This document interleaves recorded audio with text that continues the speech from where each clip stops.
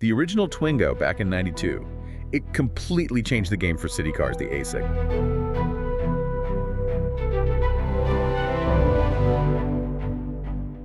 The brand new Renault Twingo E-Tech electric world premiere just happened, November 6th, 2025. Right, and the buzz is huge. It's this mix, isn't it? Iconic design, making a comeback, fully electric, and maybe most importantly, this really aggressive price point. Exactly. It's not just, here's a new car. Renault's framing this as a, quote, revolution in its segment. Big words. Is this just playing the nostalgia card, or is it genuinely shaking things up? They're aiming under $20,000 that. Which is, a huge number, or rather a small one in EV terms, especially keeping production in Europe. The original Twingo back in '92, it completely changed the game for city cars, the A segment. It really did. It was just so cheerful, practical, yes, but also colorful, fun, incredibly modular inside. It had personality. And this new one, the E-Tech Electric, it leans heavily into that. You can see the DNA of the first generation, absolutely. That optimistic face, the overall shape. It's instantly Twingo. But updated, right? It doesn't look dated. It looks quite fresh, almost futuristic in a retro way. It's a beautiful design, honestly. Totally agree. It's got this sort of retro-futuristic charm, very distinct, especially when you look at other small cars out there now, which can be a bit, So generic. Yeah, generic. This stands out. But okay, let's zoom out a bit. The market context. Right, the A segment. It's tiny now in Europe. Shockingly small. Less than 5% of the market. Most manufacturers basically gave up on it. Why was that again? Just too hard to make money? Pretty much. Trying to meet all the modern safety rules, emissions, tech expectations, and keep the price low enough for a city car, especially an electric one. The numbers just didn't work for most. So Renault sees a gap, an opportunity. Exactly. They're betting they can crack it where others failed. Which brings us back to that price. The sub €20,000 question. How? With battery costs, European manufacturing.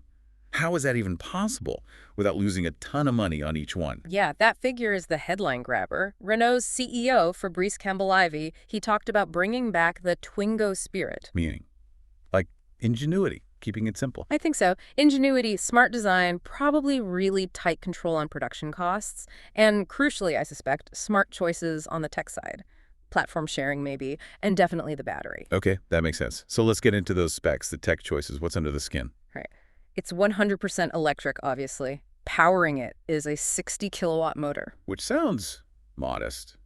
But for a small city car. It's plenty. Lightweight car, city driving. 60 kilowatts gives you that instant zip you need pulling away from lights. It'll feel lively. And the battery. You mentioned smart choices. Yes, they've gone with an LFP battery, lithium iron phosphate. Ah, okay. That's the chemistry that's generally a bit cheaper, more durable for lots of charging cycles, right? Less energy dense maybe, but perfect for this kind of use. Exactly that. It's a great fit for an affordable city EV. It gives it a WLTP range of up to 263 kilometers. So standardized real-world testing suggests over 250 kilometers. Again, for urban use, that easily covers several days for most people. No daily charging needed unless you're doing huge mileage. Right. Avoids range anxiety for its target use. Plus, they've included a one-pedal driving function. Oh, nice. That's brilliant in stop-start traffic. Really simplifies things. Definitely. And then you look inside, and again, it's surprising for the price point. How so? Still modular like the old one. It keeps that spirit. It's a 5-door, which is practical. Yeah. And yes, modularity. 2 independent sliding rear seats, plus the front passenger seat backrest folds down. You can fit surprisingly long items in there. That versatility is a classic Twingo trick. Yeah. What about the tech, the screens? This is where it feels quite high-end for the segment. It gets the OpenRLink multimedia system, the same system as in bigger Renault, and it has Google built in. Wow, Google Maps, Google Assistant, Play Store. That's pretty premium for an A-segment car. Usually you get a much more basic system. It's a big selling point. Makes it feel very modern, very connected, not like a stripped-down budget car. Okay, so for people listening who are thinking, yes, I want one, when can they get it? Production is set for the Novo Mesto plant in Slovenia, and the launch is planned for early 2026. Not too far away then. So, stepping back, the bigger picture. Yep. What Renault's doing here is trying to solve that puzzle of accessible, modern electric mobility. Making EVs genuinely affordable, but also desirable, cheerful even. Precisely.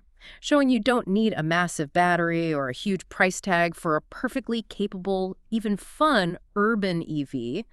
It brings back a certain optimism. So the final thought for you listening, Renault's thrown down the gauntlet. They brought back this icon, made it electric, packed it with decent tech, and crucially aimed for that sub 20,000 euro price. It looks fantastic too.